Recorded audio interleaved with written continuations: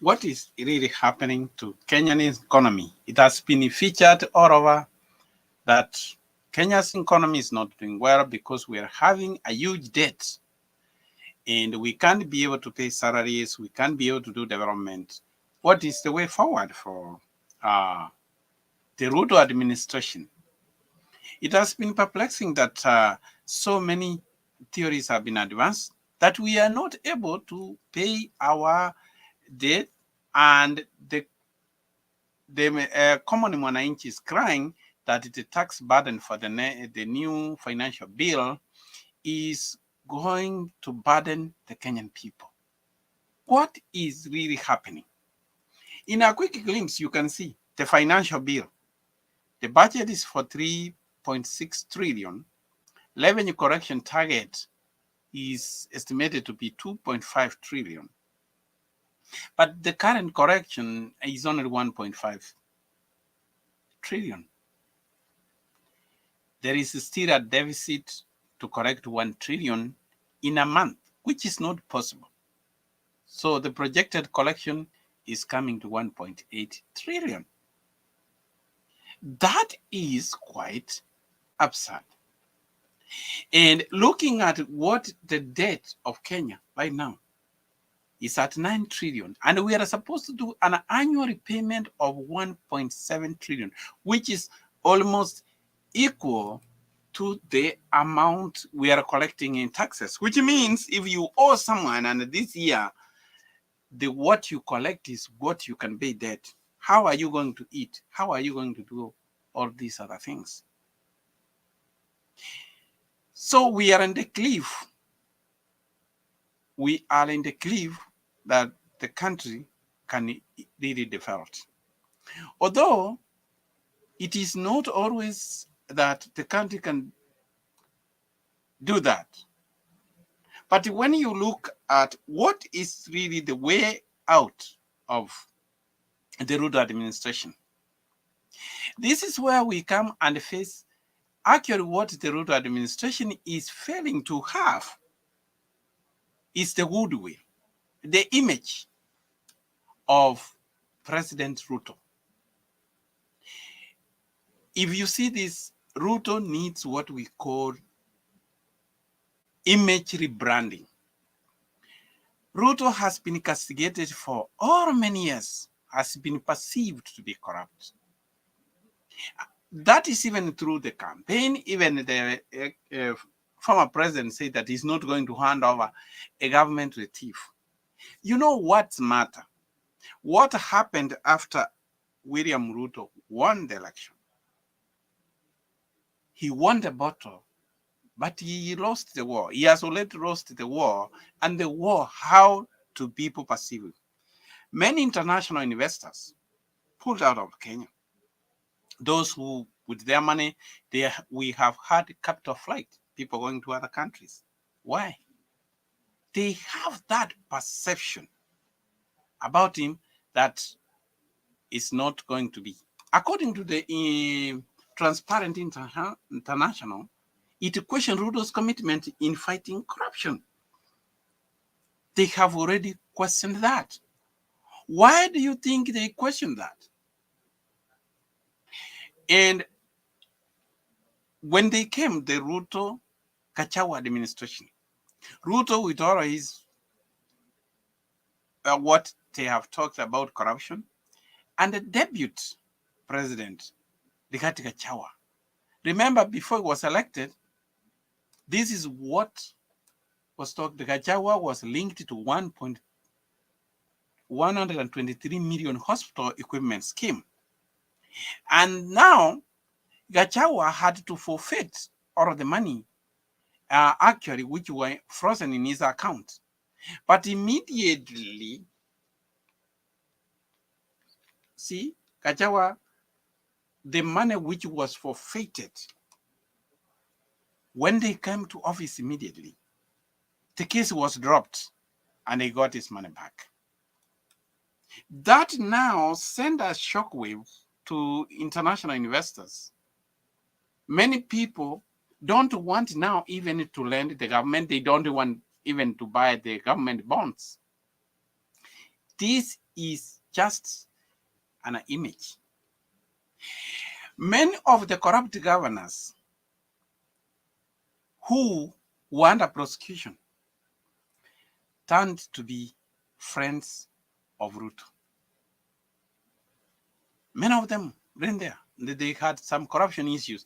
Now, even the new governors are not able to query about this because those governors are friends of Ruto. Some of them had high-profile cases. Let us take an example. The former governor of Samburu, General Kura, had cases of millions of money he had acquired illegally. You know, now he's fighting in court. He wants the case dropped. Even if the courts have said no, but they are saying, you know, when they come, this is a man, before he was elected Samburu governor in 2013, General Clark was in the NGO working in Northeastern. There's he say, governor's investment record show that he didn't own any land or house in Nairobi at that time. But this investment sprang up immediately. He was elected governor. He acquired the first home in Carnival restaurant in his first year as governor, a palatial mansion in Karen, Fair Acres area with a land worth 300 million. Owns 4 parcels in Posho Karen suburb valued at more than 178 million. Red Rock Resort on 5 acres in dusty Maralel town along Maralel Kasima Road has 20 cottages valued at 270. Can you imagine? This is just a man who didn't have anything. 20 million commercial residential apartment in Maralel town in 2017. 1 million commercial building in the same town. 1 million farmhouse at Parole near the county headquarters. 100 million residential home in Maralel town, Rimani area, acquired. My friends, this is the man who wanted again to run as a senator, but dropped parties with Ruto's government. When you are with these people, what are they helping you? He owns Onyx Flats in Maralel town, built 2014. The building valued at 90 million also hosted the Kenya Revenue Authority regional office and Onyx petrol station. Onyx petrol station and service station between 2013 and 2018 was awarded a lucrative contract for supplying diesel and petroleum product to the county government. That is the man who wants the case now dropped because his big brother is in State House. These are the companies he had colluded with county officers. They opened those companies and they were paid from the county. Grace Nkuku, officer in Heritage Department, his company was paid 346 million. Oscar Ngambiani, 42 million. Solomon Lekupe, who was lands, 41 million. All those companies. That is the same man now who wants the DPP drop the cases. The friend of Ruto, because now he has a big brother. He's telling them, you know, I have a big brother and you are not going to do anything to me. How would people trust you when your friends are the one doing that? Come to Migori, former Migori governor, Okoth Obado. Again, an ally and friend of Ruto. Obado now wants the case dropped where he had siphoned a lot of money from the county. Not only that, he was accused of murder of a young lady who was the girlfriend. This man had made all the companies allies and he had squandered a lot of money, millions of money, some without even supplying anything to Migori County. Even the money was traced, billions of money was traced to his son in Australia. With all those companies. This is not a man. And they say that this Mr. Otieno, a county government employee, was said to have received 18 million through his two companies. He's the one who had made some of these. And Otieno was employed September 15 as a pharmacist at Uriri Sub-County Hospital. The commission came, he registered his two companies in 2016, yet the money was said to have been dispersed in 2014. Now, when you have all of those, the image, you are dining with the people who are tainted with corruption. For that country to succeed, the president has to rebrand his image in the world. He would need people to be surrounded with clean people who can boost his image in the world. That is the first thing. Everything's perception.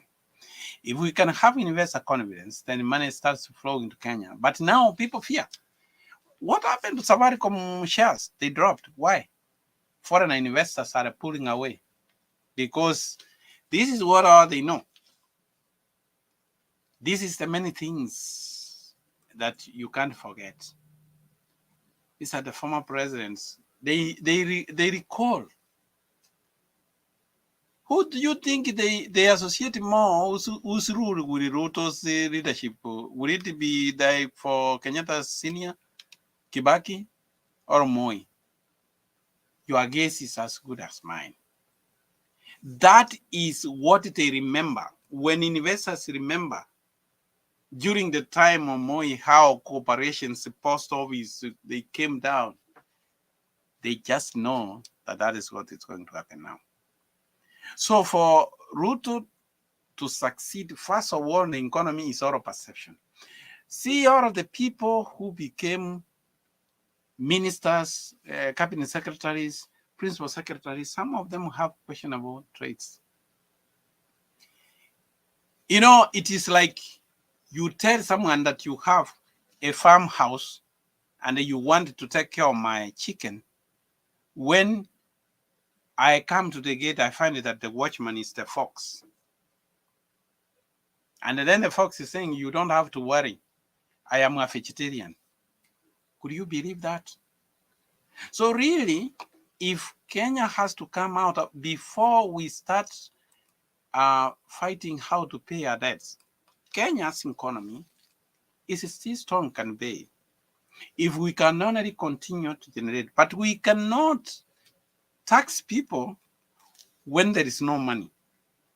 We increase the tax base.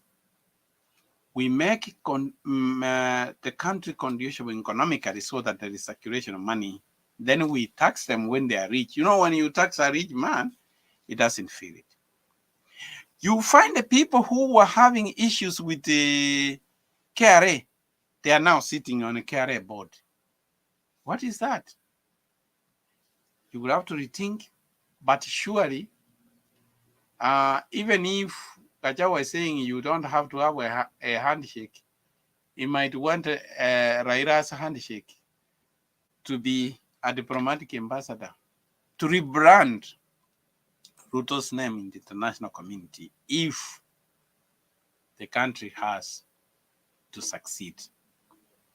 Rebranding, after rebranding, then people will have confidence, and when they have confidence, then people will start investing in the country.